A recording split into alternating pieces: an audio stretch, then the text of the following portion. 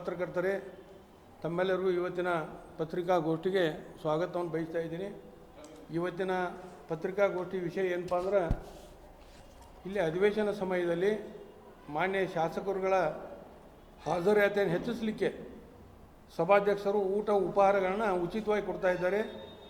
ಇದು ಭಾಳ ದುರ್ದೈವ ಸಂಕೇತ ನಾನು ಹೇಳಿ ಬಯಸ್ತಾ ಇದ್ದೀನಿ. ಯಾಕಪ್ಪ ಅಂದ್ರೆ ಇವರೇನು ಕನ್ನಡ ಶಾಲೆಯ ಮಕ್ಕಳಲ್ಲ. ಶಾಸಕರಂದರೆ ಒಂದು ಕ್ಷೇತ್ರದ ಜವಾಬ್ದಾರಿ ಇದ್ದಂಥವರು ತಮ್ಮ ಕ್ಷೇತ್ರದ ಸಮಸ್ಯೆಗಳ ಬಗ್ಗೆ ಅಧಿವೇಶನದಲ್ಲಿ ಚರ್ಚೆ ಮಾಡಿ ಆ ಸಮಸ್ಯೆಗಳಿಗೆ ಪರಿಹಾರ ಕಂಡುಕೊಳ್ಳೋದು ಮತ್ತು ಅವಕ್ಕೆ ಸಂಬಂಧಪಟ್ಟಂತೆ ಕಾನೂನುಗಳನ್ನು ರೂಪಿಸುವ ಸಲುವಾಗಿ ವಿಧಾನಸಭೆ ಅಧಿವೇಶನವನ್ನು ಗಂಟೆಗೆ ಲಕ್ಷ ಲಕ್ಷ ಖರ್ಚು ಮಾಡಿ, ನಿಮಿಷಕ್ಕೆ ಲಕ್ಷ ಲಕ್ಷ, ಗಂಟೆ ಅಲ್ಲ ಖರ್ಚು ಮಾಡಿ ಅಧಿವೇಶನ ನಡೆಸ್ತಾರೆ. ಇದನ್ನು ನಮ್ಮ ಜವಾಬ್ದಾರಿಯನ್ನು ಶಾಸಕರು ತಿಳ್ಕೊಬೇಕಂತೇಳಿ ನಾನು ರಾಜ್ಯದ ಪರವಾಗಿ ವಿನಂತಿಸ್ತಾ ಇದ್ದೀನಿ. ಇನ್ನು ವಿಧಾನಸಭೆಗೆ ಒಂದು ಅರ್ಜಿಯನ್ನು ಹಾಕ್ತಾನೆ. ಮಾನ್ಯ ಶಾಸಕರುಗಳಿಗೆ ಅಧಿವೇಶನ ಸಮಯದಲ್ಲಿ ಊಟ ಉಪಹಾರ ಕೊಡಲಿಕ್ಕೆ ಕಾನೂನಿನಲ್ಲಿ ಅವಕಾಶ ಐತೆ ಅನ್ನೋದು ಕೇಳಿದ್ರೆ ನನಗಿಲ್ಲೇ ಸಭಾಧ್ಯಕ್ಷರ ಆಫೀಸಿಂದ ಒಂದು ಪತ್ರ ಬರ್ತೈತಿ. ಏನಪ್ಪ ಅಂದ್ರೆ, ಇದು ಪತ್ರ ಇದರಲ್ಲೇ ಬರೆದಿದ್ದಾರೆ, ತಮಗೆಲ್ಲ ಬಿಟ್ಟಿದ್ದೀನಿ. ವಿಧಾನಸಭೆ ಅಧಿವೇಶನ ನಡೆಯುವ ಸಂದರ್ಭದಲ್ಲಿ ಕಾರ್ಯಕಲಾಪದಲ್ಲಿ ಭಾಗವಹಿಸುವ ಮಾನ್ಯ ಸದಸ್ಯರುಗಳಿಗೆ ಸರ್ಕಾರದಿಂದ ಉಚಿತವಾಗಿ ಟೀ, ಕಾಫಿ, ತಂಪು ಪಾನೀಯ ಹಾಗೂ ಊಟ ಉಪಹಾರಗಳನ್ನು ನೀಡಲು ನಿಯಮಾವಳಿಯಲ್ಲಿ ಅವಕಾಶವನ್ನು ಕಲ್ಪಿಸಲಾಗಿಲ್ಲ ಅಂತೇಳಿ ಇದು ವಿಧಾನಸಭೆ ಕರ್ನಾಟಕ ಅಸೆಂಬ್ಲಿಂದನ ನಮಗೆ ಮಾಹಿತಿ ಹಾಕಿ ನಡಿ ಬರ್ತೈತಿ. ಇಲ್ಲೇ ಸ್ಪೀಕರ್ ಏನು ಮಾಡ್ತಾರೋ, ಹಾಜರಾತಿ ಹೆಚ್ಚಕ್ಕೆ ಊಟ ಕೊಡ್ತು ಅಂತ ಅವ್ರು ಹೇಳ್ತಾರೆ. ನಂದು ಪ್ರಶ್ನೆ ಇದು, ರಾಜ್ಯದ ಅಭಿವೃದ್ಧಿಗೆ ಜನಸಾಮಾನ್ಯರು ಕಟ್ಟಿದಂಥ ತೆರಿಗೆ ಹಣ, ಈ ತೆರಿಗೆ ಹಣ ಪೋಲಾಗ್ತೈತಿ. ಏನು ಸ್ಪೀಕರ್ ದುಡ್ಡು ಕೊಡ್ತಾರೋ, ಇದನ್ನು ಏನು ಯಾರು ಊಟ ಮಾಡ್ಯಾರ ಅವ್ರು ಪೇ ಮಾಡ್ತಾರೋ ಅನ್ನೋದು ಮಾನ್ಯ ಸಭಾಧ್ಯಕ್ಷರು ಈ ಸದನದಲ್ಲಿ ಹೇಳ್ಬೇಕಂತೇಳಿ ಈ ಮಾನ್ಯ ಮಾಧ್ಯಮ ಸ್ನೇಹಿತರ ಮೂಲಕ ನಾನು ಕೇಳ್ತಾ ಇದ್ದೀನಿ. ಅದು ದುಡ್ಡು ನಿಮ್ಮದಲ್ಲ, ದುಡ್ಡು ಸಾರ್ವಜನಿಕರ ತೆರಿಗೆ ದುಡ್ಡು. ಈ ರೀತಿ ಖರ್ಚು ಮಾಡಲಿಕ್ಕೆ ನಿಮಗೇನು ಕಾನೂನಲ್ಲಿ ಅವಕಾಶ ಇದೆ ಹೇಳ್ಬೇಕಂತ ಹೇಳ್ತೀನಿ.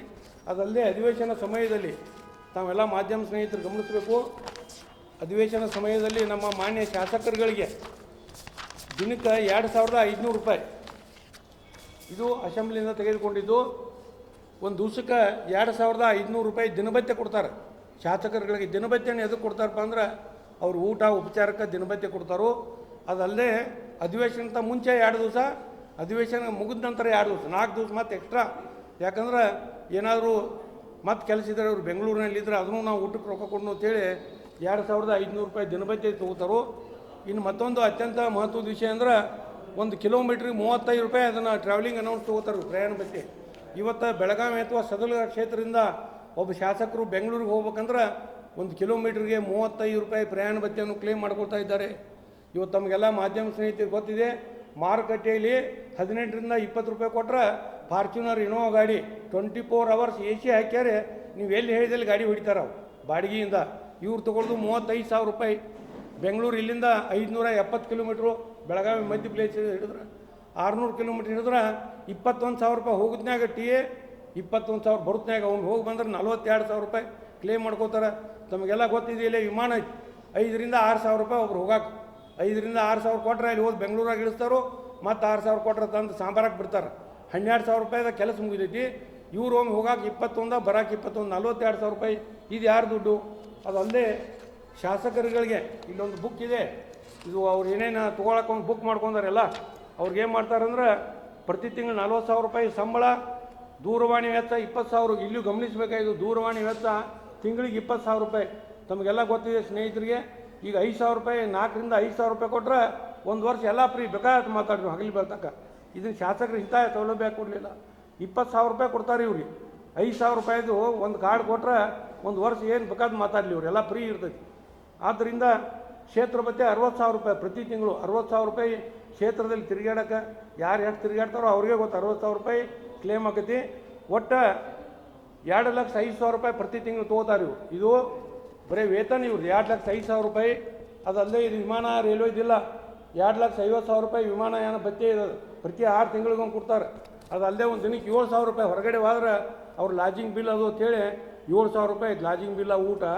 ನಮ್ಮ ಪ್ರಶ್ನೆ ಇಷ್ಟೇ ಇಲ್ಲ, ಈ ವೇತನ ಭತ್ಯೆಗಳನ್ನ ಇವರು ಯಾವ ಆಧಾರ ಮ್ಯಾಗ ನೇಮಕ ಮಾಡ್ಕೊಂಡ್ರಪ್ಪ, ಇದನ್ನೆಲ್ಲ ಹೆಂಗೆ ಫಿಕ್ಸ್ ಮಾಡ್ಕೊಂಡ್ರು?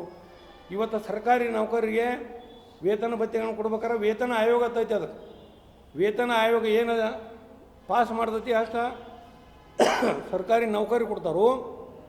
ಇವರ ಯಾವ ಆಧಾರ ಮೇಲೆ ವೇತನ ಭತ್ಯೆಗಳನ್ನು ತಗೋತಾರೆ? ಸಾರ್ವಜನಿಕ ತೆರಿಗೆ ಹಣದಲ್ಲಿ ತಮ್ಮ ಮನಸ್ಸಿಗೆ ಬಂದಷ್ಟು ವೇತನ ಭತ್ಯೆಗಳನ್ನು ತೆಗೆದುಕೊಳ್ಳಿಕ್ಕೆ ಇವರಿಗೆ ಕಾನೂನಿನಲ್ಲಿ ಅವಕಾಶ ಇದೆಯಾ ಅಂತೇಳಿ ಸಾರ್ವಜನಿಕರ ಪ್ರಶ್ನೆ. ಅದಲ್ಲದೆ ಪಿಂಚಣಿ, ಇವತ್ತು ಸರ್ಕಾರಿ ನೌಕರಿಗೆ ಹಳಿ ಪಿಂಚಣಿ ಕೊಡಿರುತ್ತೆ, ಅವ್ರು ಸ್ಟ್ರೈಕ್ ಮಾಡಿ ಎಲ್ಲ ಬ್ಯಾಸೋತ್ ಬಿಟ್ಟರು. ಸುಮಾರು 10 ವರ್ಷದಿಂದ ಸ್ಟ್ರೈಕ್ ನಡೆಸಿದರು, ಅದನ್ನು ಕೊಡ್ತಾ ಇಲ್ಲ.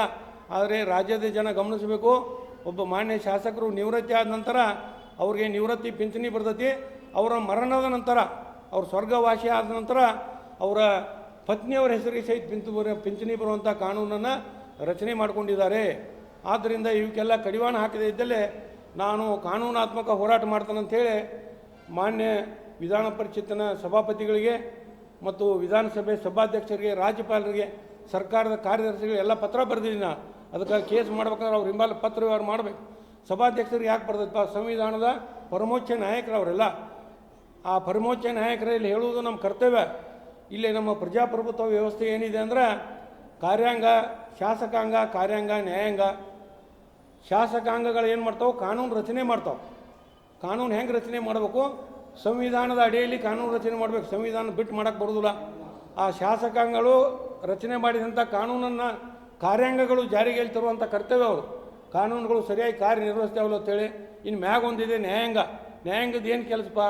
ಕಾರ್ಯಾಂಗ ಮತ್ತು ಶಾಸಕಾಂಗ ಇವೆಲ್ಲ ಶಾಸನಬದ್ಧ ರೀತಿಯಲ್ಲಿ ಕೆಲಸ ಮಾಡ್ತಾವಿಲ್ಲೋ, ಕಾನೂನು ಶಾಸನಬದ್ಧ ಐತಿಲ್ಲೋ, ಸರಿ ಜಾರಿ ಹಾಕೋಲ್ಲ ನೋಡೋದು ನ್ಯಾಯಾಂಗದ ಕರ್ತವ್ಯ. ಇದರಲ್ಲಿ ಏನಾದರೂ ತೊಂದರೆ ಆದರೆ ನ್ಯಾಯಾಂಗಕ್ಕೆ ಹೋಗ್ಲಿಕ್ಕೆ ಅವಕಾಶ ಇದೆ. ಆದ್ದರಿಂದ ಇಲ್ಲೇ ಊಟ ಕೊಡೋದಿಲ್ಲ ಅಂತೇಳಿ ಅಸೆಂಬ್ಲಿ ಸೆಕ್ರೆಟರಿ ಹೇಳ್ತಾರೆ, ಊಟ ಕೊಡೋದಿಲ್ಲ ಅಂತೇಳಿ. ಈಗ ಸುಮಾರು 4 ವರ್ಷದಿಂದ ನಾವು ನೋಡ್ತಾ ಇದ್ದೀವಿ ಮಾಧ್ಯಮಗಳಲ್ಲಿ, ತಮ್ಮ ಸ್ನೇಹಿತರಿಗೆಲ್ಲ ಗೊತ್ತಿದೆ. ಊಟ ಉಪಹಾರ ಫ್ರೀ ಅಂತೇಳಿ ಸ್ಪೀಕರ್ ಹೇಳ್ತಾರೆ. ಇನ್ನು ಆರಾಮ್ ಕುಂಡ್ರು ಕುರ್ಚಿ ಕಿರುನಿದ್ರೆ ಚೇರ್ಗಳು, ಶಾಸಕರಿಗೆ ಕಿರುನಿದ್ರೆ ಚೇರ್ಗಳನ್ನು ಕೊಡುವಂಥ ಅವಶ್ಯಕತೆ ಇಲ್ಲ. ಅವ್ರು ಬೇಕಾದ್ರೆ ತಮ್ಮ ದುಡ್ಡಿನಿಂದ ತೆಗೆದುಕೊಂಡು ಬರಲಿ. ಆದರೆ ಸದನಕ್ಕೆ ಅದರದೇ ಆದಂಥ ಒಂದು ಗೌರವ ಇದೆ. ಇವು ಪ್ರಜಾಪ್ರಭುತ್ವದ ದೇಗುಲುಗಳಂತೇಳಿ ಕರೀತಾರೆ. ಇನ್ನು ಹೋಗಿ ಇವೇನೋ ಊಟ ಅದು ಕೊಡಾಕೈತ್ರ, ಇವು ಬಿಸಿ ಊಟನ ಇಡುವ ಕನ್ನಡ ಶಾಲೆಯ ಮಕ್ಕಳ ಶಾಲೆ ಅಂತೆ ಶಾಸಕರ ಬಿಸಿ ಊಟದ ಶಾಲೆಗಳಾಗಿ ಪರಿವರ್ತನೆಗೊಂಡ ಈ ಸದನದ ಘನತೆ ಗೌರವಕ್ಕೂ ಚ್ಯುತಿ ಬರ್ತದೆ ಅಂತೇಳಿ ನಾನು ಮಾನ್ಯ ಸಭಾಧ್ಯಕ್ಷರುಗಳಲ್ಲಿ ವಿನಂತಿಸಿ ಪತ್ರ ಬರೆದಿದ್ದೀನಿ. ಇವತ್ತು ನಮ್ಮ ತೆರಿಗೆ ನಮ್ಮ ಹಾಕೋತಿ ಇವರೆಲ್ಲ ಅಧಿವೇಶನದಾಗ ಹೇಳ್ತಿರ್ತಾರೆ, ಸೆಂಟ್ರಲ್ದವ್ರು ಏನೋ ಗ್ರ್ಯಾಂಟ್ ಕೊಡಲಿಲ್ಲ ಅಂದ್ರೆ ಹಂಗಿದು ನಮ್ಮ ತೆರಿಗೆ ದುಡ್ಡು ನೀವು ಯಾರನ್ನ ಕೈ ಖರ್ಚು ಮಾಡ್ತೀರಪ್ಪ? ನಿಮ್ಮ ಮನಸ್ಸಿಗೆ ಬಂದಟ್ಟೆಲ್ಲ ಪಗಾರ ಮಾಡ್ಕೊಳಕ್ಕೆ ಯಾರು ನಿಮಗೆ ಅವಕಾಶ ಕೊಟ್ಟರು? ನಿಮ್ಮ ಪಗಾರೆಲ್ಲ ಹೆಚ್ಚು ಮಾಡ್ಕೊಳಕ್ತಿದ್ರಿ. ಶಾಸಕರಲ್ಲಿ ನಾನು ಕೇಳ್ತಾ ಇದ್ದೀನಿ, ನಿಮ್ಮ ಸಾಮಾನ್ಯ ಜನರ ಚಿಂತನೆ ಇಲ್ಲ. ಇವತ್ತು ಸಾಮಾಜಿಕ ಭದ್ರತಾ ಯೋಜನೆಯಲ್ಲಿ 500, 600, 1000, 1200 ರೂಪಾಯಿ ಪೆನ್ಷನ್ ನಿರ್ಗತಿರಿದ್ದಾರೆ ಎಲ್ಲ ಅವ್ರಿಗೆ ಯಾಕೆ ತಿಂಗಳ 5000 ನೀವು ಮಾಡಬಾರ್ದು ಪೆನ್ಷನ್? ನಮಗೆಲ್ಲ ತುಟ್ಟಿಗೈತಿ, ನಮ್ಮ ಪಗಾರ ಹೆಚ್ಚು ಮಾಡ್ಕೋತೀವಿ. ಸಾಮಾಜಿಕ ಭದ್ರತೆ ಯೋಜನೆಯಲ್ಲಿ ಇದ್ದಂಥ ಬಡ ಜನರಿಗೂ ಕೂಡ ಪ್ರತಿ ತಿಂಗಳು ಅವನ್ನೆಲ್ಲ ಹೆಚ್ಚು ಮಾಡಿ 5000 ರೂಪಾಯಿ ಪಿಂಚಣಿ ಕೊಡ್ದು ಅನ್ನುವಂಥದ್ದು ನಿಮ್ಮ ತಲೆಯಾಗ ಯಾಕೆ ಬರುವಂತೇಳಿ ನಾನು ರಾಜ್ಯದ ಜನರ ಪರವಾಗಿ ಪ್ರಶ್ನೆ ಮಾಡ್ತಾಯಿದ್ದೀನಿ. ಪ್ರಶ್ನೆ ಮಾಡುವಂಥದ್ದು ಪ್ರತಿಯೊಬ್ಬ ಪ್ರಜೆಯ ಹಕ್ಕದ. ಇವತ್ತು ಮಾನ್ಯ ಸಭಾಧ್ಯಕ್ಷರುಗಳಾಗಿರ್ಬೋದು, ಸಭಾಪತಿಗಳಾಗಿರ್ಬೋದು, ಅವ್ರ ಬಗ್ಗೆ ನಮ್ಗೆ ಗೌರವ ಇದೆ. ಶಾಸಕರ ಬಗ್ಗೆ ಗೌರವ ಇದೆ. ಶಾಸಕರು ಏನಂತೇಳಿ ಚುನಾಯಿತರಾಗಿರ್ತಾರಂದ್ರೆ ನಾವು ಸಾರ್ವಜನಿಕ ಸೇವಕ, ನಿಮ್ಮ ಸೇವೆ ಮಾಡ್ತೇವೆ ಅಂತೇಳಿ ಚುನಾಯಿತರಾದವರು ಇವತ್ತು ಅಲ್ಲಿ ಹೋಗಿ ಅಧಿವೇಶನದಲ್ಲಿ ಭಾಗವಹಿಸ್ತಾ ಇಲ್ಲ. ಇವತ್ತು ಊಟ ಕೊಟ್ಟರೆ ಅಷ್ಟ ಹೋಗ್ತಾರು. ನಾಳಿನ ಒಂದು 60 ಬಂಗಾರ ಉಂಗುರ ಕೊಟ್ಟರೆ ಬರ್ತಾರೆ, ಅದನ್ನು ಕೊಡ್ತಾರೆ ನಂಗೆ ಸಭಾಧ್ಯಕ್ಷರು. ಆದ್ದರಿಂದ ಮುಗಿತು. ಆದ್ದರಿಂದ ನಂದು ಏನು ಪ್ರಶ್ನೆ ಅಂದ್ರೆ ಇವಕ್ಕೆಲ್ಲ ಕಡಿವಾಣ ಹಾಕಬೇಕು. ಕಠಿಣ ನೇಮ ತೊಗೊಂಬರ್ರಿ ಜಾರಿಗೆ. ಇವತ್ತು ಯಾರು ಸರ್ಕಾರಿ ನೌಕರ ಕಚೇರಿ ಕೆಲಸಕ್ಕೆ ಹಾಜರಾಗಿಲ್ಲ ಅವನದಂಗೆ ಎಲ್ಲ ಕಟ್ ಮಾಡ್ತಾರೆ. ಹೆಂಗೆ ಪ್ರತಿಯೊಬ್ಬ ಶಾಸಕರು ಅಧಿವೇಶನದ ಕಾರ್ಯಕಲಾಪಗಳಲ್ಲಿ ಪೂರ್ತಿ ಮುಗಿಯೋರಿಗೆ ಯಾರು ಹಾಜರಾಗೋದಿಲ್ಲ ಅವ್ರಿಗೆ ಮುಂದಿನ ಸಲ ಶಾಸನ ಸಭೆಯಲ್ಲಿ ನಿಷೇಧಿಸಲಾಗಿದೆ ಅಂದ್ರೆ ಇವರೆಲ್ಲ ಓಡ್ಕೋತ ಬಂದು ಕೊಂಡಿರ್ತಾರೆ ಅಲ್ಲಿ. ಇಲ್ಲರ ಒಂದು ದಿನಕ್ಕೆ 10,000 ರೂಪಾಯಿ ದಂಡ ಅಂತ ಹೇಳ್ರಿ ಅವರು. ಯಾರು ವಿಧಾನಸಭೆ ಅಧಿವೇಶನ ಕಲಾಪದಲ್ಲಿ ಪಾಲ್ಗೊಳ್ಳೋದಿಲ್ಲ ಅಂತ ಶಾಸಕರಿಗೆ ಕನಿಷ್ಠ 10,000 ರೂಪಾಯಿ ದಂಡವನ್ನು ವಿಧಿಸಲು ಈ ವಿಧಾನಸಭೆಯು ತೀರ್ಮಾನಿಸಿದೆ. ತೀರ್ಮಾನ ಮಾಡಿರಿ, ಎಲ್ಲರೂ ಬಂದು ಕೊಂಡಿರ್ತಾರೆ. ಇಲ್ಲೇ ನಿಮಿಷಕ್ಕೆ ಲಕ್ಷ ಖರ್ಚು ಮಾಡಿ ಸಾರ್ವಜನಿಕರ ತೆರಿಗೆ ದುಡ್ಡು ಪೋಲು ಮಾಡೋದು, ಅಧಿವೇಶನದಲ್ಲಿ ಕೇವಲ ಒಂದು 20-25 ಮಂದಿ ಇರೋದು, ಇದು ಭಾಳ ತಪ್ಪಂತ ಹೇಳ್ತಾ ಇವತ್ತು ಸರ್ಕಾರ ಏನಾದರೂ ಇದ್ರ ಬಗ್ಗೆ ಕ್ರಮ ತೆಗೆದುಕೊಳ್ಳೋದೇ ನಾನು ಖಚಿತವಾಗಿ ಇನ್ನೊಂದು 2 ಮಾಹಿತಿ ಪ್ರಭುತ್ವ ಬಂದ ನಂತರ ಈ ಸಾರ್ವಜನಿಕ ತೆರಿಗೆಯನ್ನು ಪೋಲಾಗೋದಾಯಿತು. ಮತ್ತು ಇವ್ರ ವೇತನ ಭತ್ಯೆಗಳನ್ನ ಯಾವ ಆಧಾರ ಮ್ಯಾಗ ಇಷ್ಟು ಮಾಡ್ಕೊಂಡಿದ್ದಾರೋ ಆ್ಯಕ್ಚುಲಿ ಮೂಲ ನನಗೆ ತಿಳಿದಂಥ ಮಾಹಿತಿ ಪ್ರಕಾರ ನಾನೇನು ಎಲ್ಲೆಲ್ಲಿ ಹೋಗಿಲ್ಲ, ನನಗೇನು ಗೊತ್ತಿಲ್ಲ. ಸಂವಿಧಾನದಲ್ಲಿ, ಭಾರತ ಸಂವಿಧಾನದಲ್ಲಿ ಶಾಸಕರ ವೇತನ ಭತ್ಯೆಗಳ ಬಗ್ಗೆ ಎಲ್ಲೂ ಉಲ್ಲೇಖ ಇರುವುದಿಲ್ಲ. 1978ರಲ್ಲಿ ಇವರು ತಿದ್ದುಪಡಿ ತಂದ್ರದು. ಸಂವಿಧಾನದಲ್ಲಿ ತಿದ್ದುಪಡಿ ಹೆಂಗೆ ತಂದರು? ತಮಗೆಲ್ಲ ವೇತನ ಭತ್ಯೆಗಳು ಇಲ್ಲ, ಇನ್ನು ಹೆಂಗೆ ಕೆಲಸ ಮಾಡೋಣ ಅಂತೇಳಿ ಸಂವಿಧಾನದಲ್ಲಿ ತಿದ್ದುಪಡಿ ತಂದು ಮಾಡ್ಕೊಂಡಿದ್ದೈತಿ. ಆದ್ರೆ ಇವರು ಸಾರ್ವಜನಿಕ ಸೇವೆ ಮಾಡೋ ಸಂಬಂಧ ನಾವು ಆರಿಸಿ ಬರ್ತೇವೆ ಅಂತೇಳಿ ಅವ್ರಿಗೆ ಅಲ್ಲಿ ಇದನ್ನು ತೊಗೊಳ್ಳೋಂಥ ಅವಕಾಶ ಇಲ್ಲ. ಆ ನಿಟ್ಟಿನಲ್ಲಿ ಕೂಡ ನಾನು ಹೋರಾಟ ಮಾಡ್ದೆ ಅಂತೇಳಿ ಹೇಳ್ತಾ ಬಯಸ್ತಾ ಇವತ್ತು ಶಾಸಕಾಂಗ ಕಾರ್ಯಾಂಗ ಯಾವಾಗ ಸರಿಯಾಗಿ ಕೆಲಸ ಮಾಡಿದಲ್ಲ ಅಲ್ಲೇ ಪತ್ರಿಕಾಂಗ 4ನೇ ಅಂಗ ಇದು ಎಲ್ಲರನ್ನೂ ಚಾಟಿ ಬೀಚ್ ಕೆಲಸಕ್ಕೆ ಹಚ್ಚುವಂಥದ್ದು. ಆದ್ದರಿಂದ ಮಾಧ್ಯಮ ಸ್ನೇಹಿತರಲ್ಲಿ ನಾನು ವಿನಂತಿ ಮಾಡೋದು ಇಷ್ಟೇ, ಮಾನ್ಯ ಸಭಾಧ್ಯಕ್ಷರಿಗೆ ತಾವು ಮಾಧ್ಯಮ ಸ್ನೇಹಿತರು ಇವತ್ತು ಪ್ರಶ್ನೆ ಮಾಡಬೇಕು, ಯಾರು ದುಡ್ಡಿನಲ್ಲಿ ಊಟ ಕೊಡ್ತೀರಿ? ನಿಮ್ಮ ಸೆಕ್ರೆಟರಿ ಊಟ ಕೊಡೋಕೆ ಅವಕಾಶ ಇಲ್ಲ ಅಂತ ಹೇಳ್ತಾರೋ, ನೀವರೇ ಊಟ ಕೊಡ್ತೀವಿ ಅಂತ ಹೇಳ್ತೀರಿ. ಇದೇನು ಸರಿಯಾದ ತಪ್ಪು? ರಾಜ್ಯದ ಜನಕರೇ ಈ ಸದನದಲ್ಲಿ ಉತ್ತರ ಕೊಡ್ರಿ ಅಂತೇಳಿ ತಾವು ಗೌರವಾನ್ವಿತ ಸಭಾಧ್ಯಕ್ಷರನ್ನ ಸಭಾಪತಿಗಳನ್ನ ಕೇಳ್ಬೇಕಂತೇಳಿ ಕೇಳ್ಕೊಂಡು ನನ್ನ ಪತ್ರಿಕಾಗೋಷ್ಠಿಗೆ ವಿರಾಮ ಹೇಳ್ತಾ ಇದ್ದೀನಿ. ತಾವು ದಯವಿಟ್ಟು ಏನು ಕೇಳ್ತಾರೆ ಕೇಳಿ.